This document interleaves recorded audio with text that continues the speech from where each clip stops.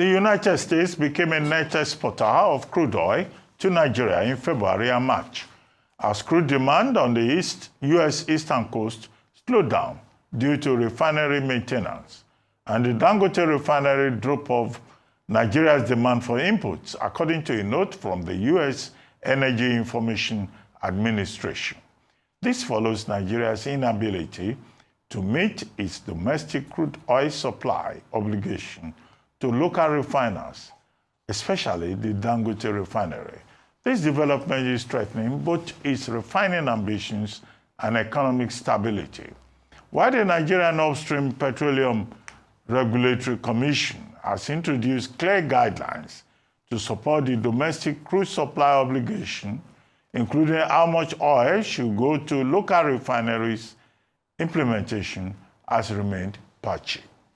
This comes as Africa's richest man, Aliko Dangote, warned that Africa is exporting jobs and importing poverty by failing to refine its crude oil, saying that the continent forfeits over $90 billion yearly to regions with greater refining capacity.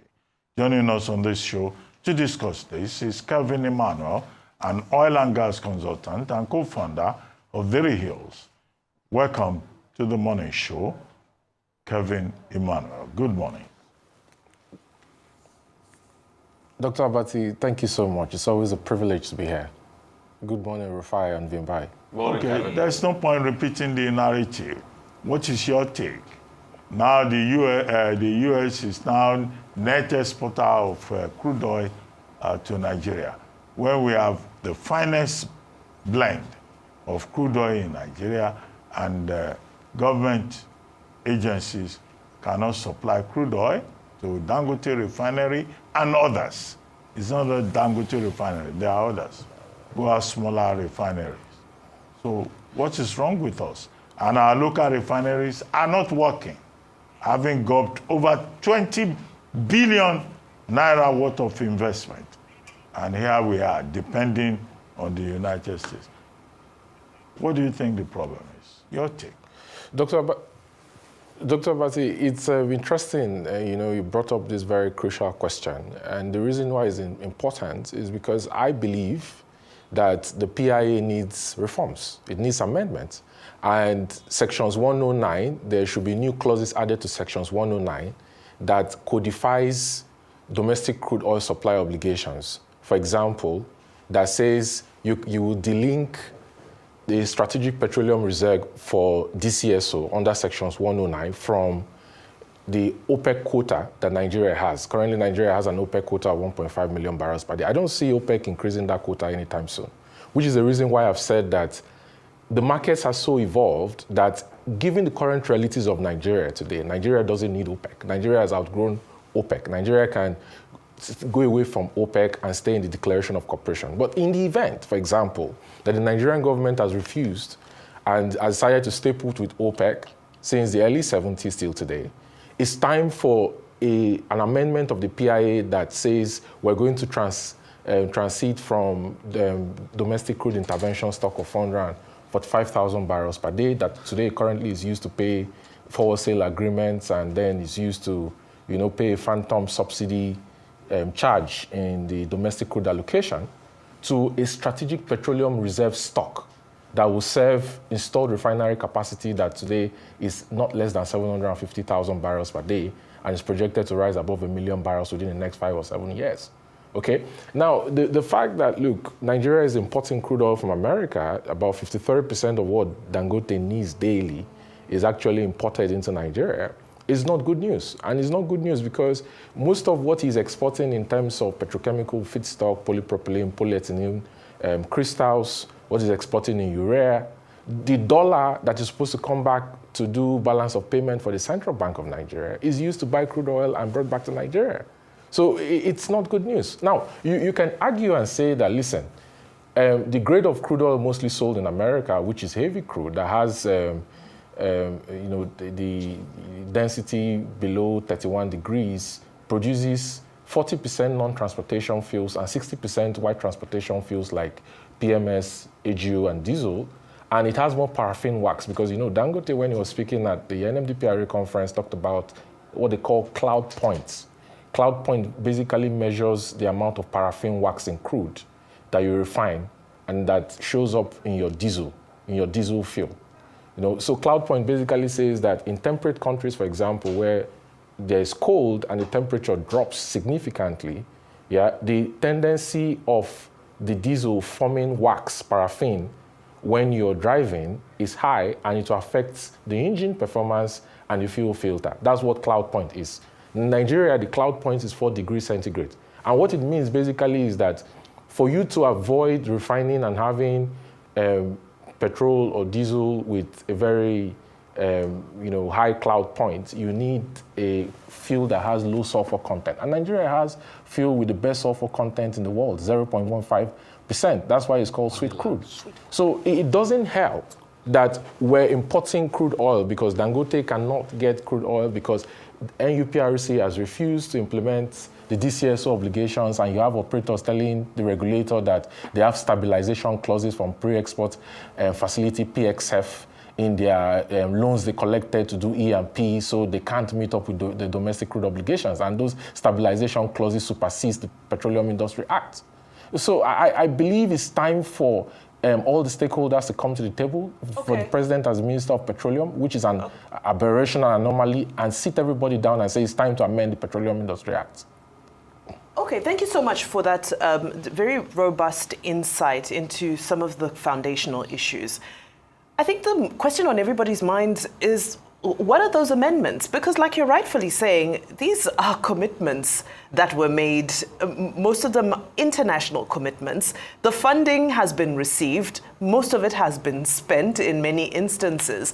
They are forward sales contracts. So are you saying that we should violate some of these contracts that we have in order to meet domestic? What's the real long-term solution here? Because it almost seems like a catch-22 situation that, yes, absolutely, we need to free up that crude oil. But how do we free it up when it's been committed to money that we have chopped and swallowed already? How do we do that? Vimbai, very good question you asked. So, there are 2 layers of this conversation. There is one about the for sale agreements, that the government has taken. And if you look at all the for sale contracts, today I calculate that about 300,000 barrels per day of crude is actually used every breaking day to pay the loans that NNPC took on behalf of the Nigerian government and to do its own operations, Turnaround refinery maintenance, gulped about $3 billion, $2.96 billion, right? And is still drawing down on those debts. And the 3 refineries are under lock and key. EFCC is investigating the former heads of those refineries. They are not working, okay? And all the other loans they collected. Then there is the side of the operators, who are mostly JV partners, PSC partners, right? Who produce crude oil in onshore, shallow water, offshore, and deep offshore. That have a share of the crude that cumulatively estimate to be anywhere around maybe 46% of the crude that comes to surface on a daily basis, okay? Now, most of the stabilization clauses for pre-export facility, the PXF facility, are not with the IOCs. They are with the members of the IPPG, Independent Petroleum Producers Group, the small operators who are taking onshore assets from the IOCs that have gone offshore. That, for example, if you look at the Renaissance deal, about $2.3 billion. Renaissance put up about 1.1, if I'm not mistaken, $1.1 billion. The remaining is paid over crude and gas to Shell over a period of time. Some of these operators have had to borrow money.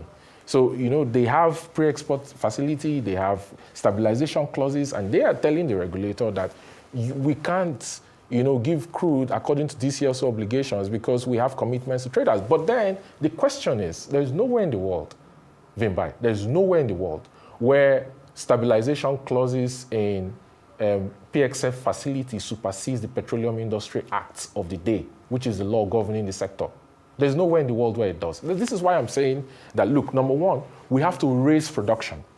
But for us to raise production, we first have to amend the PIA and transit crude intervention stock of 445,000, which was designed to equate the government-owned refinery installed capacity of 445,000 barrels, yes, and transit it to a strategic petroleum reserve stock, where you delink from OPEC quota. So the terminals that will serve domestic crude supply obligations will be different from the terminal that serves the OPEC quota net of condensates. It's important to, look at the realities and separate them accordingly. Okay. I mean, I get you, Kelvin. So a couple of things I'll ask you. We get that narrative because that 445,000 barrel per day was the contingent refining capacity of all the refineries we have then. And I think that has been way back since the early 90s, if my memory serves me right, that convention as it was then to keep some aside. But it was because the refineries were not working.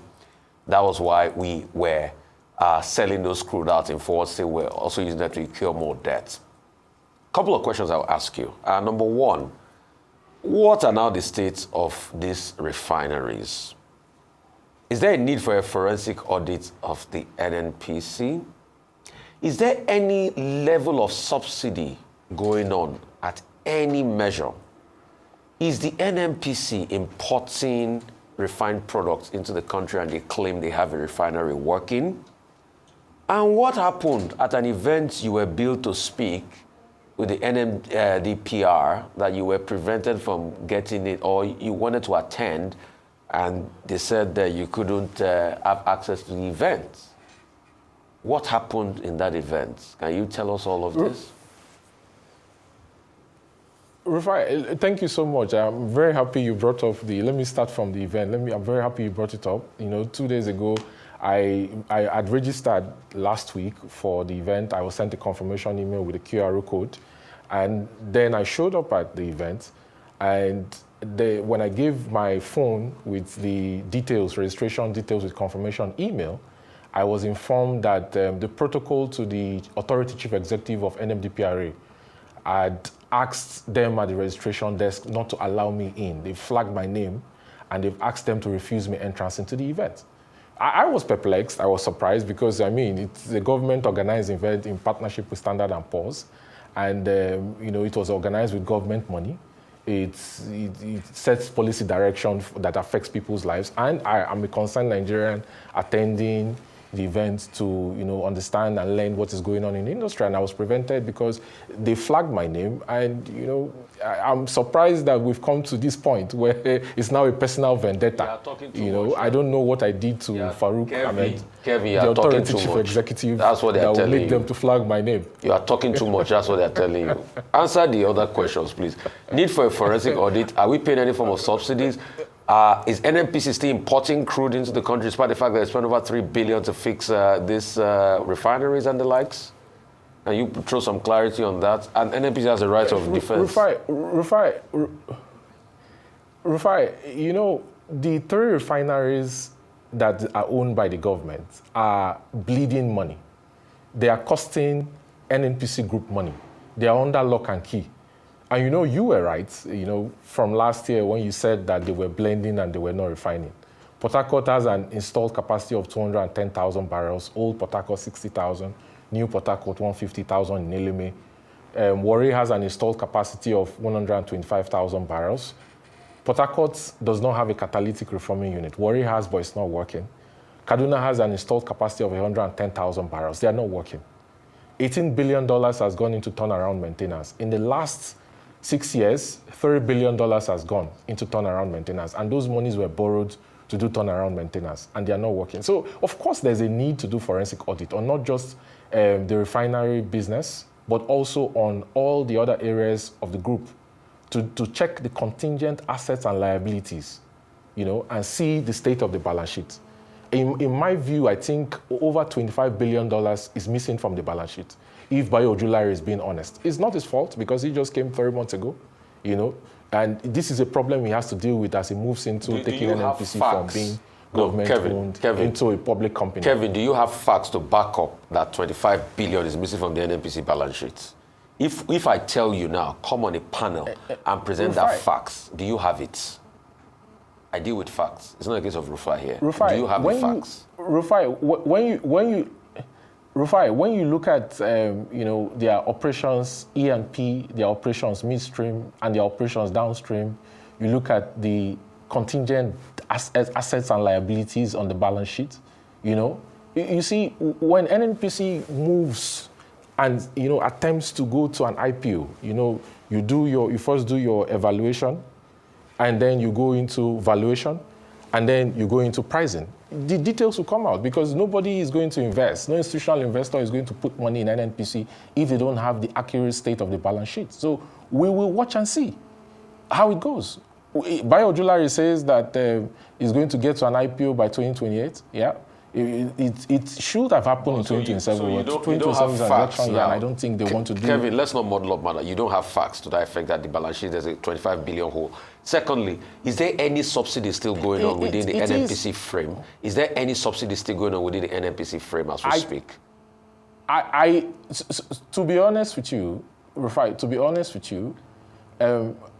if you look at the domestic crude allocation, the government still has barrels allocated to subsidy. And this is the question.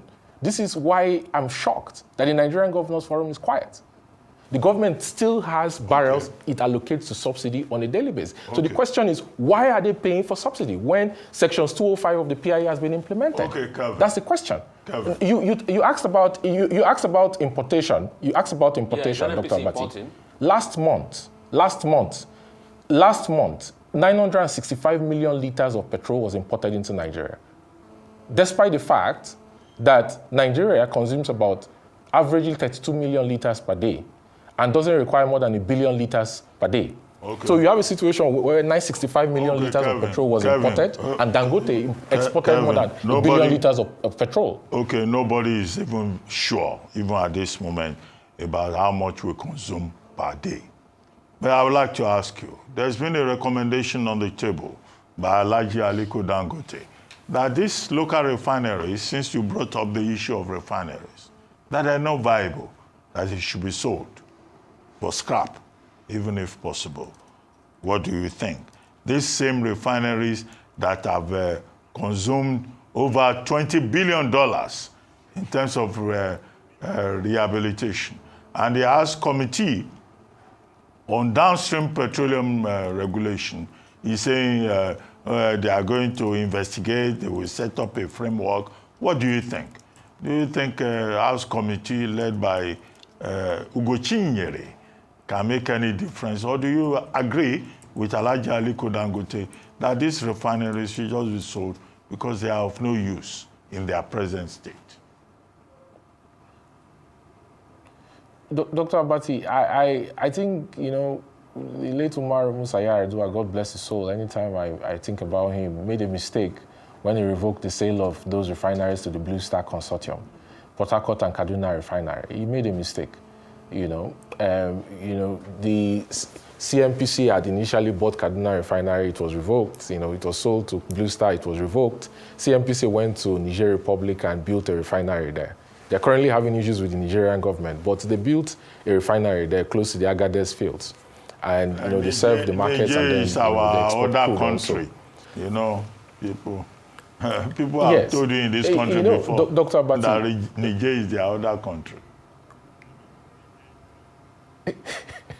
Dr. Abati, the refineries today are not a going concern owned by the government. The government has, not just with refineries, also with Ajaokuta Steel, it has an unhealthy obsession with moribund state-owned assets that are not working and that are never going to work. Because when you have those refineries and, they become like vehicles for doing things that are not legally justifiable, and you can't do an audit and it checks out, then what are we talking about? It's a liability. The 3 government-owned refineries are a liability on the books of NNPC. It costs them nearly 200 billion naira per year to service. They've had staffs on their books for more than 20 years that they pay salaries and emoluments on a yearly basis that are not bringing any value. Okay? So I don't see the reason why the refineries are still on the books of NNPC and the government has hope that the refineries are going to come back to life. I don't take National Assembly serious. Their committees on downstream, I don't take them seriously because we've been here since last year. They didn't do anything about it. They came, the Senate and House of Assembly came and said that they were going to investigate. It died a natural death. So any statement that the chairman House Committee on Downstream makes or Senate Committee on Downstream makes concerning the refinery, I don't take it seriously because nothing is going to come out of it. The bottom line is that those refineries need to be sold. NNPC needs to focus on what it knows how to do best, which is go upstream. It needs to adopt Section 65 of the PIA, move from JV, move to IJVC. Bio needs to build technical competence for NNPC to be able to operate the fields that it owns directly and not use Financial Technical Service Agreement or FTSA. Okay. And focus on its bread and butter, which is exploration and production. Okay. The refining business Emmanuel. should be left for the private sector. Okay. I get your point. You say that the committees on the downstream sector in the National Assembly are peopled by unserious persons. Is that what you are saying? Yes or no? Ikechukwu, Yes, Dr. Abati, that's exactly what I'm saying. Yeah, you say there are unserious people in the National Assembly looking into oil and gas. Thank you.